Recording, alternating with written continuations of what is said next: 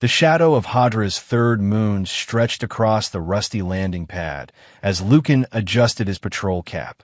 6 years since the intergalactic accord, and peace still felt like a luxury they couldn't quite afford. The outpost, tucked away on this forgotten corner of Hadra, had once been a strategic military checkpoint. Now it was little more than a glorified watchtower, staffed by soldiers no one knew what to do with after the war.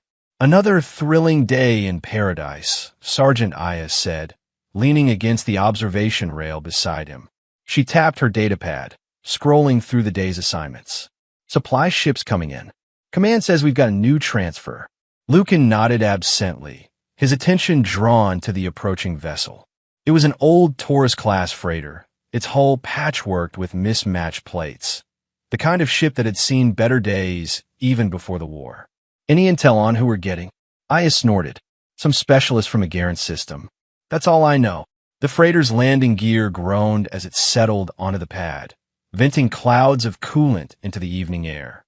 Lucan watched as the cargo ramp lowered, revealing a tall, slender figure silhouetted against the ship's interior lights. She stepped into the dying sunlight, and the first whispers began immediately. The newcomer was unmistakably Garen, tall and rail-thin, with ashen gray skin marked by intricate patterns that seemed to shift in the fading light. Her ears tapered to sharp points that extended well past the crown of her head, and her eyes, large, silver, with vertical pupils, surveyed the landing pad with detached calculation. She carried a single duffel bag and wore the standard-issue uniform of the Allied forces, though it hung awkwardly on her angular frame. "Stars above," muttered Private Jenk from somewhere behind Lucan. "They sent us a monster." Lucan shot him a sharp look, but the damage was done.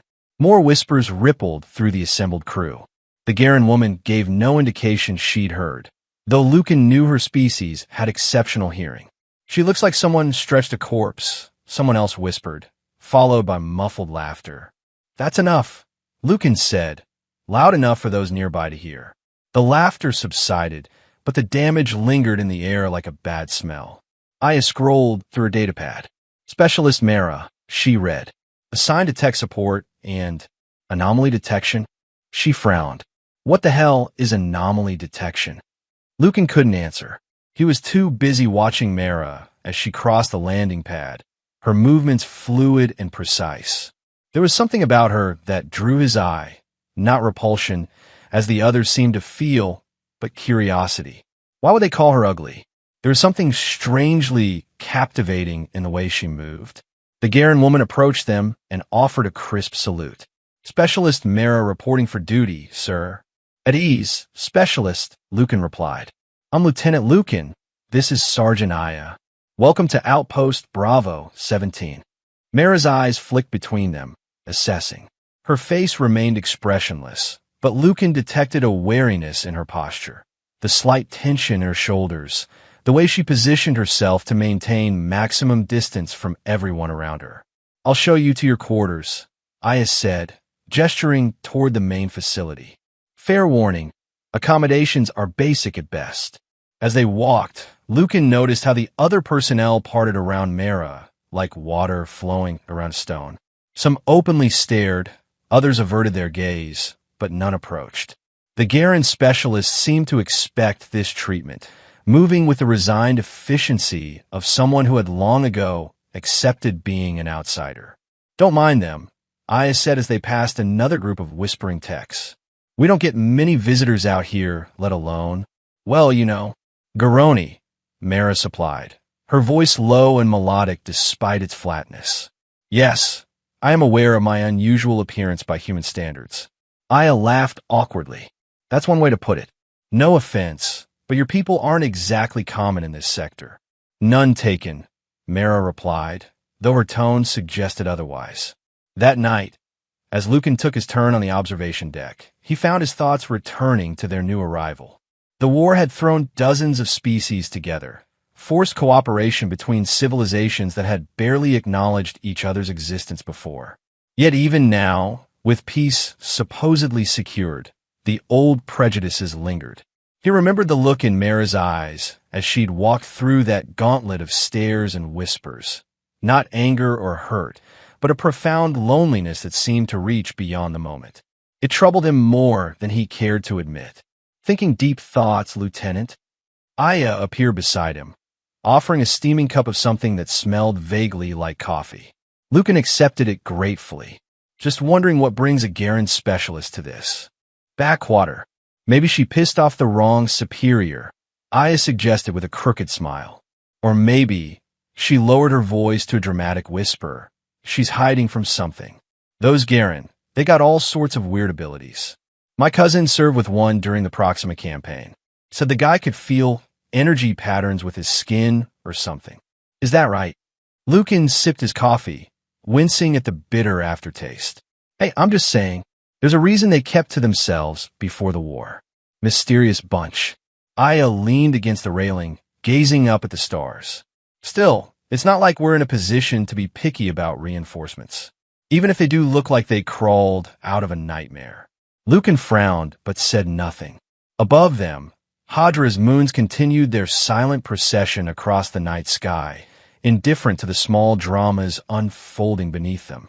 The alarm blared through Lucan's quarters at 0500 hours, dragging him from restless sleep. Today's assignment: patrol the restricted zone near the ancient ruins that lay some 2 kilometers east of the outpost. Standard procedure. Command insisted, though no one had found anything of interest there in the 3 years since the outpost was established. He met Aya at the equipment lockers.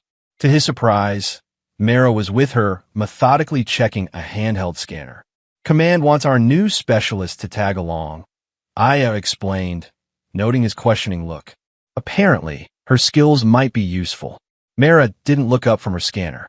I have experience with pre-war artifacts and energy anomalies, she said. Your commanding officer believes I may be able to offer insights. The 3 of them, plus 2 privates, Jenks and Rivera, set out as the first rays of sunlight crested the horizon. The terrain was rough, all jagged rock formations and patches of stubborn vegetation that had somehow survived both the war and Hadra's harsh climate. Mara moved with surprising agility, easily keeping pace despite her tall, seemingly fragile frame. So, Jenks said after about 20 minutes of walking, do all Garoni look like you? Or are you special? Lucan shot him a warning glance, but Mara answered before he could intervene. The Garen people display significant phenotypic diversity, she said, her tone clinical. However, my particular pattern variance is uncommon. Pattern variance? Rivera asked, curious despite herself. Mara gestured to the intricate markings visible on her neck and hands. These, among my people, they denote lineage and certain aptitudes. Mine are considered irregular. Irregular how? Jenks pressed, clearly enjoying her discomfort. That's enough, Private, Lucan cut in. We're approaching the restricted zone. Stay alert. The ruins rose before them, a sprawling complex of twisted metal and stone, half buried in the rocky soil. Once, it might have been a research facility or military installation, but the war had reduced it to a skeletal reminder of past civilizations. Standard protocol required them to check the perimeter for signs of intrusion or unusual activity, then report back. Simple, routine, and invariably uneventful. Until today, they were halfway through their sweep when Mara suddenly stopped, her head tilting as though listening to a distant sound. There's something here, she said, her silver eyes narrowing. An energy pattern, fluctuating. Aya frowned. The scanners aren't picking up anything. Your scanners aren't calibrated for this frequency. Mara moved forward, her long fingers tracing the air as if following invisible threads. It's subtle, but growing stronger. Lucan felt the first prickle of unease. Where? There. She pointed to what looked like an ordinary section of collapsed wall. Behind that structure, they approached cautiously. As they drew closer, Lucan's comm unit began to emit a high-pitched whine, and the hairs on his arms stood on end. Something's definitely not right, Rivera muttered, checking her own scanner. I'm getting crazy readings now. Without warning, a pulse of energy erupted from the rubble, knocking them all backward. Lucan hit the ground hard, his breath leaving him in a painful whoosh. Through watering eyes, he saw a swirling mass of blue-white light coalescing where the wall had been. Energy surge, Aya shouted, scrambling to her feet. Fall back. But Mara was already moving toward the phenomenon, her hands extended.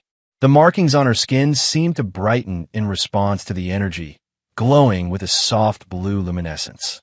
She spoke words in a language Lucan didn't recognize, guttural and flowing all at once, and the swirling mass began to contract. "What is she doing?" Jenks yelled, his face pale with fear. Lucan could only watch as Mara worked. Her movements were precise, almost ritualistic, as she manipulated the energy field. Gradually, the blue-white light receded, collapsing in on itself until only a faint shimmer remained in the air. Mara lowered her hands, her breathing heavy. For a moment, no one spoke. "You want to explain? What just happened?" Aya finally asked, her voice uncharacteristically subdued. "Residual energy pocket," Mara replied, suddenly looking exhausted. "Likely from a damaged quantum regulator. They were common in pre-war settlements. And you just—" "What?" "Pushed it back." Rivera was staring at the Garen woman with a mixture of awe and suspicion. Mara shrugged. "I redirected the energy flow. It's a basic application of Garen harmonics." "Basic," she says, Jenks muttered. "Like we just watch her wave away a death trap with her magic fingers." "It's not magic," Mara said sharply.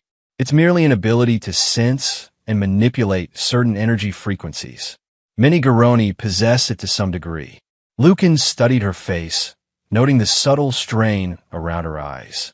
Whatever she'd done had cost her, despite her casual dismissal. "Thank you," he said quietly. "You potentially saved our lives." She met his gaze briefly, something flickering behind those alien eyes before she looked away. "I was simply performing my duty, Lieutenant." The rest of the patrol passed without incident, but the mood had shifted. Jenks and Rivera kept their distance from Mara, casting nervous glances her way when they thought she wasn't looking. Aya, on the other hand, seemed fascinated, peppering the Garen specialist with questions about her abilities, most of which Mara deflected with terse replies. Lucan found himself watching the strange woman more closely than before. There was a story there, in the rigid set of her shoulders, in the way she held herself apart even as she walked among them. He couldn't help but wonder what had brought her to this remote outpost, and why the mention of her irregular patterns seemed to cause her such discomfort. Back at the base, their report of the energy anomaly created a stir of excitement in the otherwise monotonous routine. Captain Harris ordered additional patrols and a more thorough scan of the ruins, muttering about post-war instabilities and residual weapon signatures. "Looks like you've made quite the impression," Lucan told Mara as they exited the debriefing. "Not many first days include saving your patrol from mysterious energy pockets." She inclined her head slightly, her expression guarded. "I merely performed as expected. Still, I owe you one." He hesitated, then added, "Would you like to join me for the evening meal? The food's terrible, but the company might make up for it." Surprise flashed across her features before she could mask it. "That would not be advisable, Lieutenant. Your colleagues are still adjusting to my presence. All the more reason to give them the chance to know you better." She studied him for a long moment, silver eyes unreadable. "Perhaps another time," she finally said, then turned and walked away, her long strides quickly carrying her down the corridor. Lucan watched her go, feeling a strange mixture of disappointment and intrigue. There was more to Specialist Mara than met the eye, and despite her clear desire for solitude, he found himself increasingly curious about the enigmatic Garen woman. The mess hall was buzzing with chatter when Lucan entered that evening. News of the patrol's encounter had spread quickly, growing more elaborate with each retelling. By the time he sat down with his tray of unidentifiable protein and reconstituted vegetables, the story had Mara single-handedly battling a sentient energy being that had been dormant since the war. "There she is," someone whispered as the subject of the rumors entered the hall. "The witch." Mara collected her meal without acknowledging the stares and whispers, finding an empty table at the far corner of the room. She ate methodically, her attention focused entirely on her food, giving no indication that she was aware of the speculation swirling around her. Mind if I join you? Aya dropped into the seat across from Lucan, her tray clattering. So, what's your take on our resident Garen? Lucan shrugged, pushing his food around with his fork. She did her job. Saved our skins from the looks of it. Yeah, but don't you think it's weird? Her showing up right before we find some ancient energy thingy that only she can sense? Aya leaned forward, lowering her voice. Command's buzzing about it. Word is they're sending a specialist team to investigate. Before Lucan could respond, a commotion broke out near the beverage dispensers. Private Jenks was gesturing wildly at the malfunctioning machine, which was spraying coffee in erratic bursts across the serving counter. This damn thing's possessed, he exclaimed. That's the third time this week. Maybe if you stopped hitting it like a caveman, it would cooperate, I called out, grinning. I'm not hitting it. The circuitry's fried or something. To everyone's surprise, Mara rose from her seat and approached the dispenser. Without a word, she removed the front panel, studied the internal components for a moment, then made a small adjustment to one of the circuits. The machine hummed, then settled into its normal operation. Pressure regulator was misaligned, she explained quietly, replacing the panel. Jenks stared at her, then at the now-functioning dispenser. How did you? Basic engineering, she replied, already turning away. Nothing special. Watch out, Jenks, someone called out. The machine which might hex your coffee next. Laughter rippled through the mess hall. Mara's expression remained impassive as she returned to her table, but Lucan noticed the slight stiffening of her shoulders. You know, I am amused watching the Garen woman retreat. For someone everyone calls a monster, she's proving pretty useful. She's not a monster, Lucan said, more sharply than he intended. She's just different. Aya raised an eyebrow. Easy there, Lieutenant. I'm just saying, different can be good, especially when different fixes the coffee machine. She grinned, nudging his arm. Besides, beauty's in the eye of the beholder, right? Maybe in Garenland, she's a supermodel. Lucan didn't answer, his gaze still on Mara as she disposed of her tray and left the mess hall, alone as always. Something about her isolated figure stirred an unidentifiable emotion in him. Not pity, exactly, but a kind of recognition. He, too, had known what it was to be an outsider, though never to the extent she clearly experienced. Later that night, unable to sleep, Lucan wandered to the armory to check on some equipment. As he approached, he heard a soft sound from within. Not quite speech, but not quite song either. Curious, he peered through the half-open door.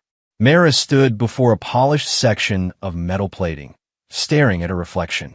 Her long fingers traced the patterns on her face, intricate whorls and lines that seemed almost luminescent in the dim light.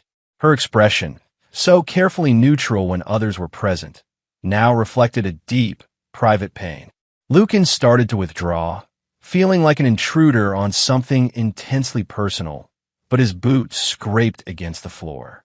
Mara's head snapped up, her eyes finding his in the reflection. Lieutenant, she acknowledged, her mask of indifference sliding back into place with practiced ease. I'm sorry, he said quickly. I didn't mean to intrude. You didn't. She turned away from the makeshift mirror. I was merely calibrating. The obvious lie hung between them. Lucan could have accepted it, could have nodded and continued on his way. Instead, he heard himself ask, the patterns on your skin, you said they were irregular. What does that mean among your people? For a moment, he thought she wouldn't answer. Then, softly, among the Garen, one's patterns signify lineage, ability, potential. Mine, she hesitated. Mine are considered flawed, a mark of impurity. Impurity? A genetic anomaly, a deviation from the ideal. Her voice was clinical, but her eyes betrayed her. In your terms, Lieutenant, I am as ugly to my own kind as I am to yours. The blunt assessment startled him. I don't think you're ugly. A small, bitter smile touched her lips. You needn't be kind, Lieutenant. I am aware of how I appear to others. I'm not being kind. I'm being honest. He stepped closer, trying to make her understand. Different isn't the same as ugly. Your features are striking, distinctive. She regarded him with open skepticism. I appreciate the sentiment, but experience has taught me otherwise. She moved toward the door. If you'll excuse me, I should rest. Tomorrow promises to be eventful. As she brushed past him, Lucan caught a glimpse of the markings of the nape of her neck, delicate, spiraling patterns that seemed to pulse with a life of their own. Not ugly, he thought. Never that. The summons came at dawn. Central Command, responding to their report of the energy anomaly, had flagged it as a matter of urgent interest. According to the encrypted transmission, the ruins might contain artifacts of Garen origin, specifically a potential Genesis node, whatever that was. They want us to escort a research team, Captain Harris explained during the hastily assembled briefing. Apparently, what we found might be some kind of ancient Garen technology. Mara stood at rigid attention, her face betraying nothing. Only Lucan, watching her closely, noticed the faint tremor in her hands. Specialist Mara will lead the expedition, Harris continued. Given her unique qualifications. Murmurs rippled through the assembled soldiers. Mara, as their leader? The alien woman they'd been whispering about for days? Sir, Private Jenks spoke up, his expression troubled. With all due respect, how do we know we can trust her? If this thing is Garen tech, doesn't that present a conflict of interest? Harris frowned. Specialist Mara is a commissioned officer of the Allied Forces, private. Her loyalty is not in question. But, sir, that's enough, Jenks. This isn't a debate. The captain turned to Mara. You have your orders, specialist. Assemble your team and move out within the hour. The expedition departed as scheduled, with Lucan, Aya, Jenks, Rivera, and 2 additional soldiers accompanying Mara back to the ruins. The mood was tense, with Jenks barely concealing his resentment, and the others watching Mara with varying degrees of wariness. So what exactly are we looking for? Aya asked as they navigated the rocky terrain. A Genesis node is a repository of genetic and cultural memory, Mara explained, her attention on the scanner in her hands. My people created them as archives, preserving our history and knowledge. And that creates the energy disturbances we saw? Lucan asked. Not typically. If the node is unstable or damaged, however, it could produce similar effects. She paused, adjusting a setting on her device. The war affected many such repositories. Some were destroyed outright, others corrupted. Corrupted how? Rivera seemed genuinely curious. Mara hesitated. The nodes contain not just data, but essence, the collective memory and experience of generations. When damaged, they can become unpredictable. Great, Jenks muttered from behind them. We're walking into some alien memory vault that might be having a meltdown. What could possibly go wrong? Your concern is noted, private, Maris said coolly. However, I assure you I am qualified to handle any instabilities. They reached the ruins without incident, but as they approached the site of the previous day's energy surge, Lucan felt the same prickling sensation along his skin. Something was definitely different about this section of the complex. Mara led them to what appeared to be an ordinary wall of debris, but when she ran her hand along its surface, sections of stone and metal moved aside, revealing a hidden passage. How did you know that was there? I asked, eyes wide. Garen architecture follows specific patterns, Mara replied, activating a light on her equipment belt. This way, the passage descended into darkness, leading them through a series of increasingly narrow corridors marked with strange symbols that glowed faintly when Mara's light passed over them. These are old, she murmured, her fingers tracing one of the symbols. Pre-war, certainly. Perhaps much older. Can you read them? Lucan asked. She nodded. They speak of preservation and remembrance. This was indeed a repository of some kind. They continued deeper into the complex, the air growing cooler and heavy with the scent of minerals and something else, something alien and indescribable. The walls were closer here, forcing them to proceed in single file with Mara in the lead. I don't like this, Jenks whispered to Rivera. What if she's leading us into a trap? These Garoni, they keep to themselves for a reason. How do we know she's not planning to? Keep it together, private, Lucan interrupted, his voice low but firm. Specialist Mara has given us no reason to doubt her loyalty. No reason. Jenks scoffed. Look at her. She's not like us. Never will be. Just a freakish. That's enough. Lucan's sharp command echoed in the narrow passage. Ahead of them, Mara had stopped walking.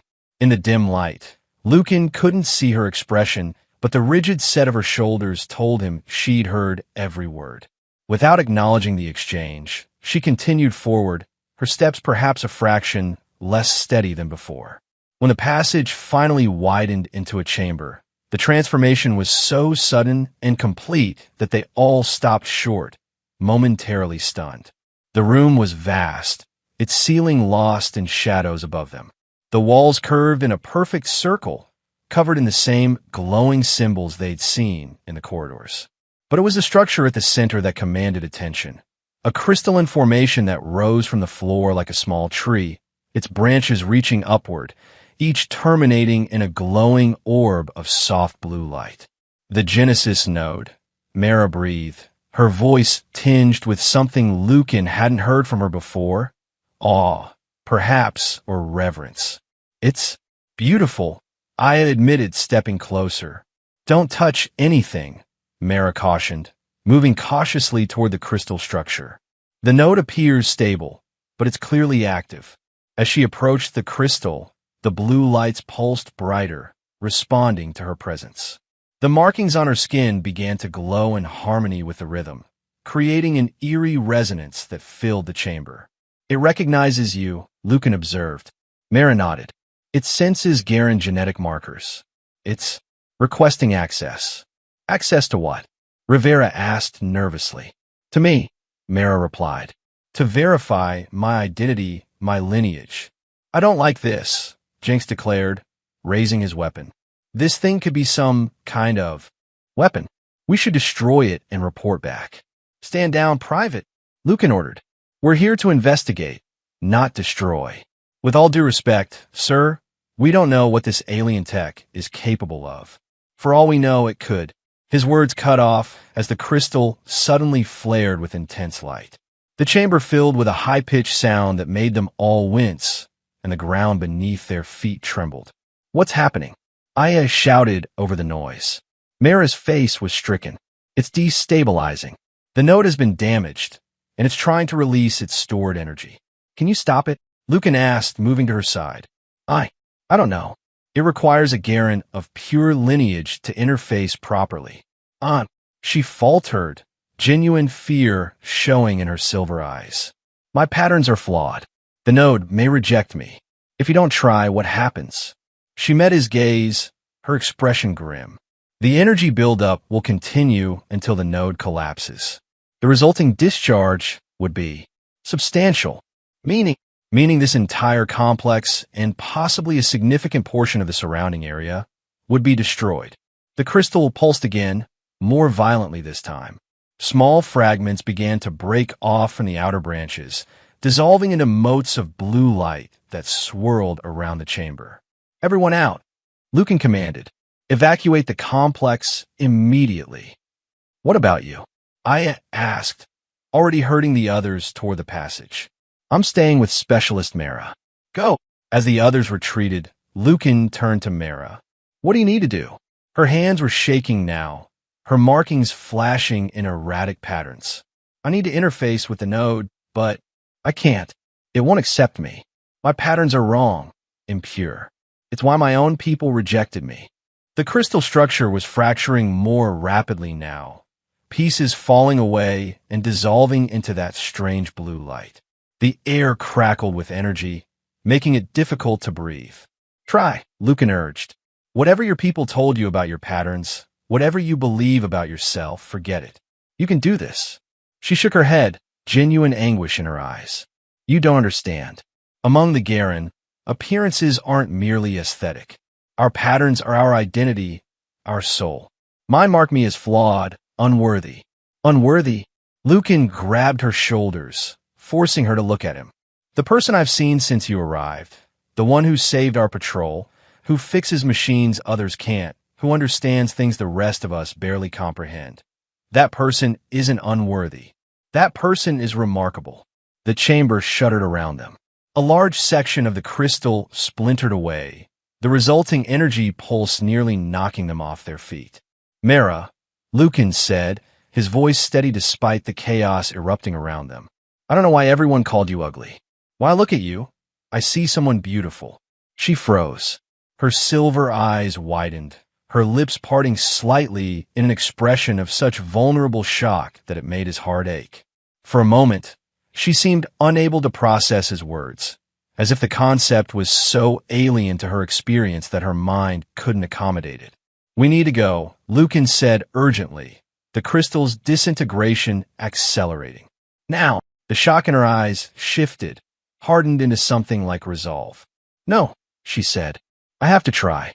Before he could stop her, Mara approached the fracturing crystal.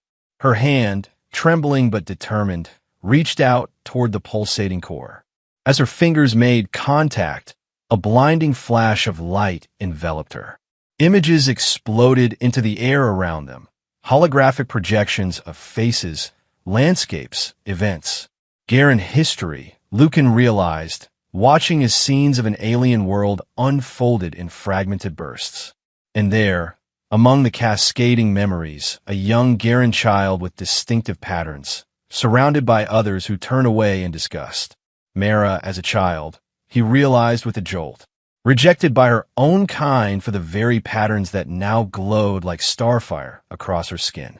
The crystal's light intensified, focusing on Mara like a spotlight. She stood rigid, her body arched in what might have been pain or ecstasy, her markings blazing so brightly they seemed to burn through her uniform. "Mara," Lucan called, trying to reach her through the wall of energy that now separated them. The chamber shook violently. Chunks of ceiling began to fall, smashing into the floor around him. The node was collapsing, taking the entire complex with it.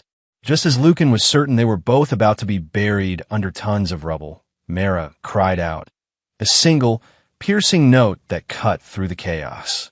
The crystal froze in mid-disintegration, its fragments hanging suspended in the air. The blue light condensed, flowing into Mara's body through her outstretched hand. For one heart-stopping moment, she was incandescent, a being of pure energy. Then, abruptly, it was over. The remaining fragments of the crystal gently settled to the floor, inert and ordinary. The chamber stopped shaking. The only light came from Lucan's equipment belt and the fading glow of Mara's markings. She stood perfectly still, her back to him. Then, slowly, her knees buckled. Lucan rushed forward, catching her before she hit the ground. "Mara, are you all right?" Her eyes flickered open, finding his in the dim light. "The node," she whispered. "It accepted me." "Of course it did," he said, helping her to sit up. "Whatever you think about your patterns, they obviously work just fine." A small, hesitant smile touched her lips, the first he'd seen from her. "It showed me my ancestors, my lineage. I'm not flawed, Lucan. I'm rare." The simple wonder in her voice made something twist in his chest. "I could have told you that," he said softly. Her smile faded, replaced by uncertainty. "Did you mean what you said before, about you being beautiful?" He nodded. Every word. She studied his face, searching for deception and finding none. "No one has ever said that to me before." "Then everyone else needs their eyes checked." A sound echoed through the chamber, voices calling their names. The evacuation team, returning to check on them. "We should go," Mara said, struggling to her feet. "They'll be worried." Lucan supported her as they made their way back to the passage. "What happened to the node?" "It shared its knowledge with me, then dispersed. Its purpose was fulfilled." She paused, her expression thoughtful. "It recognized me as a guardian, a protector of Garen memory. Not despite my patterns, but because of them." The debriefing lasted hours. Captain Harris listened with growing interest as Mara explained the nature of the Genesis node and its significance. The fact that she had successfully interfaced with it, apparently neutralizing any danger, was met with a mixture of relief and lingering suspicion. "Command will want a full report," Harris concluded. "They're sending a research team to study what remains of the node. In the meantime, Specialist Mara, you're to assist them as consultant and liaison." Mara nodded, her posture straight but relaxed, a subtle change that only Lucan seemed to notice. Yes, sir. As for you, Lieutenant, Harris turned to Lucan. You're being reassigned. Command needs experienced officers for a new initiative on the outer colonies. Lucan blinked in surprise. Sir, orders came through while you were underground. You ship out tomorrow morning. The news felt like a physical blow. Lucan glanced at Mara, but her expression revealed nothing. Understood, sir, he said, professionalism masking his confusion and disappointment. I'll prepare for departure. As the briefing dispersed, Lucan found himself walking alongside Mara through the base's main corridor. Neither spoke immediately, the impending separation hanging between them like an invisible barrier. So, he finally said, it seems you'll be staying on as the resident Garen expert. It appears so. She kept her eyes forward, but there was a new cadence to her voice, less guarded than before. The research team will need guidance on Garen artifacts. It's fitting that I should provide it. You'll be good at it, Lucan said. Better than anyone they could have sent. A small silence fell between them again as they reached the junction where their paths would diverge. Lucan toward the officers' quarters, Mara to her assigned room in the specialist's wing. I should prepare for tomorrow, he said, reluctant to end the conversation, but unable to find the right words to continue it. Mara nodded. Of course. Your new assignment is important. Mara, he hesitated, then plunged ahead. What you did in there with a note. It was incredible. I merely fulfilled my function, she replied, though the rigid formality that had characterized her earlier responses was softening. But thank you. Will you be all right here, after I'm gone? The question seemed to surprise her. She considered it carefully before answering. I believe so. The note has changed. Perspectives. Both theirs and mine. He smiled. Good. That's good. Another pause, waited with things unsaid. Well, good night then, Specialist Mara. Good night, Lieutenant Lucan. He turned to go, feeling strangely hollow. 3 steps away, her voice stopped him. Lucan. He looked back. Yes. I'll miss our conversations, she said simply. It wasn't much, just 5 words, but coming from her, it felt monumental. He smiled. Me too. The next morning dawned clear and cold as Lucan supervised the loading of his equipment onto the transport vessel. Most of the outpost personnel had gathered to see him off, offering handshakes and good-natured ribbing about his new assignment. Try not to get yourself killed out there, Aya said, punching his arm lightly. I'd hate to have to break in a new superior officer. I'll do my best, he promised, scanning the crowd for a particular tall, gray figure.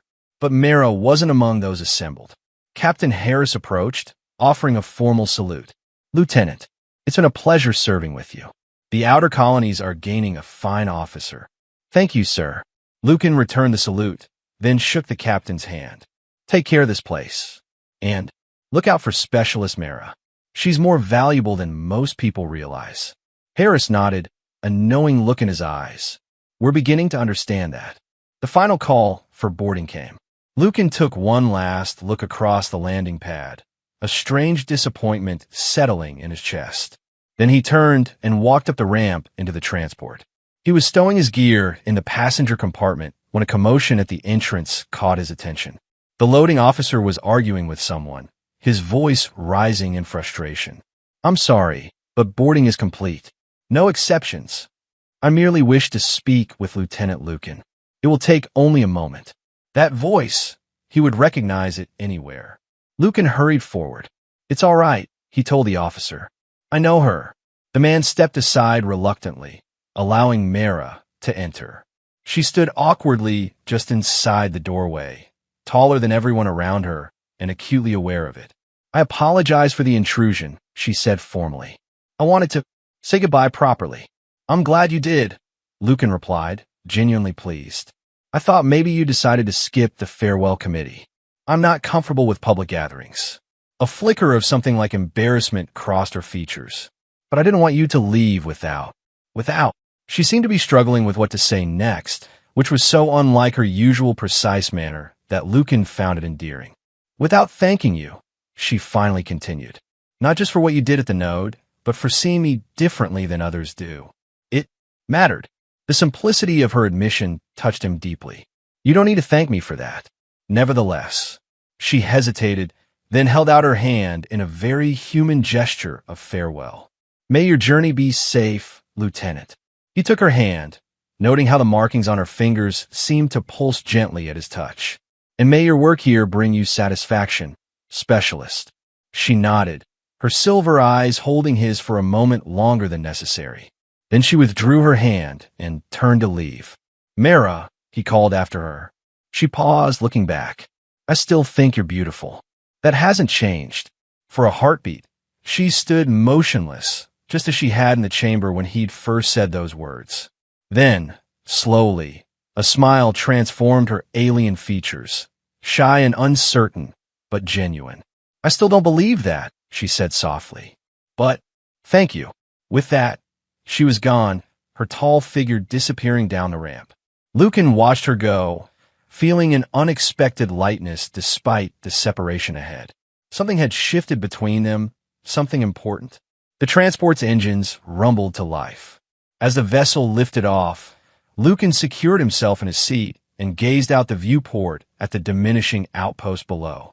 On the observation platform, a solitary figure stood watching, tall and gray against the landscape of Hadra. Mara raised her hand in farewell, the markings on her skin catching the morning light. Lucan pressed his palm to the viewport in response, maintaining the connection until distance finally rendered her invisible. It wasn't goodbye, he decided. Merely a pause in a conversation he very much intended to continue. 3 months later, the research station at the Garen ruins was fully operational. What had once been a crumbling complex was now a hive of activity, with scientists and technicians working to understand the secrets of the Genesis node and its connection to Garen history. At the center of it all was Specialist Mara, no longer an outsider, but an essential guide and interpreter. Her knowledge of Garen artifacts had proven invaluable, earning her the respect, if not always the friendship, of those around her. Specialist? We could use your input on these symbol sequences, called Dr. Elaine Chun, one of the lead researchers. They seem to reference some kind of ancestral convergence, but the translation matrix is giving us contradictory readings. Mara moved to the workstation, her keen eyes studying the holographic display. The matrix is correct, she said after a moment. The contradiction is intentional. It's a memory safeguard, a way to ensure only those with proper contextual understanding can access certain information. Fascinating, Chun murmured, making notes. So these aren't errors in the node's data structure? No, they're more like riddles, questions that only a Garen would know how to answer. Mara's long fingers traced the symbols floating before them. This one, for instance, asks about the moment when two moons share. Shadow. It's referring to a celestial event on the Garen homeworld that occurs once every 73 years. And without that cultural context, the data remains inaccessible, Chun concluded. Brilliant security system. Mara inclined her head in acknowledgement. My ancestors were thorough in protecting their knowledge. Your ancestors were clearly remarkable people, Chun replied, her tone warm with genuine admiration. Much like their descendant. The casual compliment still caught Mara off guard, though such comments had become more frequent as her colleagues grew to appreciate her expertise. She managed a small nod of thanks before returning her attention to the symbols. Later, as the research team broke for their evening meal, Mara found herself sharing a table with Chun and several other scientists.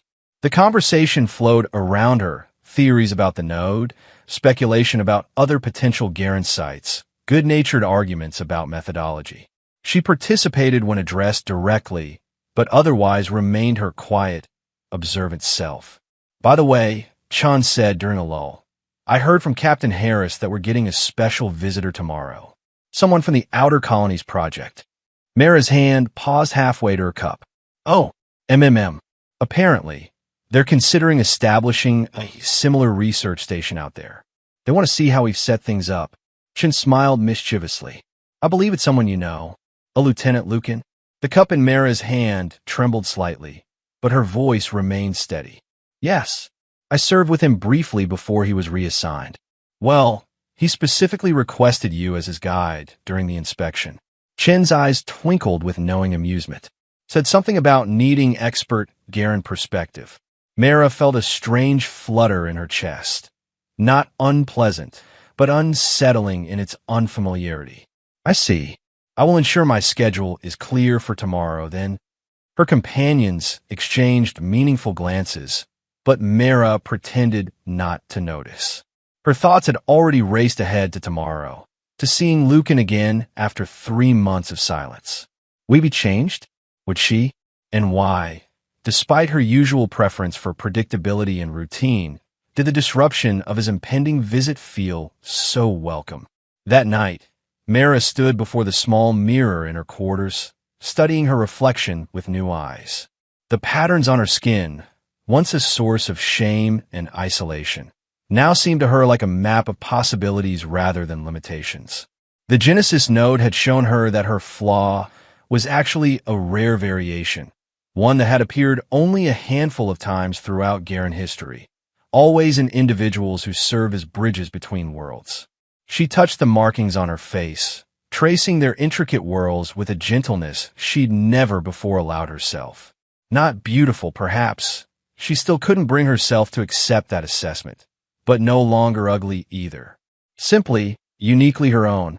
Thank you, she whispered to her reflection, practicing the words she might say tomorrow. But whether her gratitude was directed at Lucan for seeing value in her, or at herself for beginning to believe it, even Mara couldn't have said for certain. Morning brought clear skies and a buzz of activity as the station prepared for their visitor. Mara dressed with particular care, her movements deliberate as she secured her uniform. She had just finished when her communication panel chimed. Specialist Mara, came the voice of the station's coordinator. The inspection team has arrived ahead of schedule. Lieutenant Lucan is asking for you at the main landing pad. Understood. I'm on my way. She walked briskly through the corridors, her heart beating a strange rhythm that had nothing to do with her pace. As she emerged onto the landing pad, she spotted him immediately, standing with his back to her, conversing with Captain Harris. He looked the same, yet somehow different, more confident in his bearing, perhaps, or simply more at ease in his role. Harris noticed her first, nodding in her direction. Lucan turned, and the smile that spread across his face made something warm unfurl in Mara's chest. Specialist Mara, he said formally, though his eyes held a warmth that belied the professional greeting. Thank you for agreeing to assist with the inspection. Lieutenant Lucan, she replied, inclining her head. Welcome to the Genesis Research Station. It's good to see you again. Likewise. His gaze lingered on her face, noting subtle changes, the relaxation around her eyes, the confidence in her posture. You look well, as do you. She gestured toward the main facility. Shall we begin the tour? For the next several hours, Mara guided Lucan through the station, explaining the research procedures and findings with her characteristic precision. The professional distance between them gradually softened as they fell back into the easy rhythm of their earlier interactions. The work you're doing here is remarkable, Lucan said as they examined a holographic model of the fully mapped ruins. You've accomplished more in 3 months than most research teams manage in years. The node provided an excellent foundation, Mara replied, and the team has been receptive to my input. More than receptive, from what I hear. Dr. Chen speaks of you as an indispensable asset. A faint tinge of color darkened Mara's gray cheeks. Dr. Chen is generous in her assessment. Or accurate. Lucan countered gently. You found your place here, haven't you? The question made her pause, considering. Yes, she finally said. I believe I have. They had reached a small observation platform overlooking the excavation site. Below them, researchers and technicians moved purposefully among the ancient structures, now reinforced and protected from the elements. And what about you? Mara asked, turning the conversation away from herself. Has the Outer Colonies project provided the challenges you sought? Some, Lucan admitted, though not always the ones I expected. He leaned against the railing, his expression thoughtful. I've been thinking a lot about what happened here, about the node and what it showed you. It showed me many things, she said carefully. It showed you the truth about yourself, he corrected. That your differences weren't flaws, but gifts. That you belonged, even when you felt you didn't. She nodded slowly. Yes, though accepting that truth has been a process. Is that why you've changed your hairstyle? He asked, nodding toward the intricate braids that now framed her face, deliberately highlighting the patterns on her skin rather than hiding them. Mara's hand rose self-consciously to touch one of the braids. Dr. Chun suggested it might be more practical for laboratory work, she said, though the slight evasion was obvious to them both. Lucan smiled. It suits you. The compliment hung between them, simple but weighted with meaning.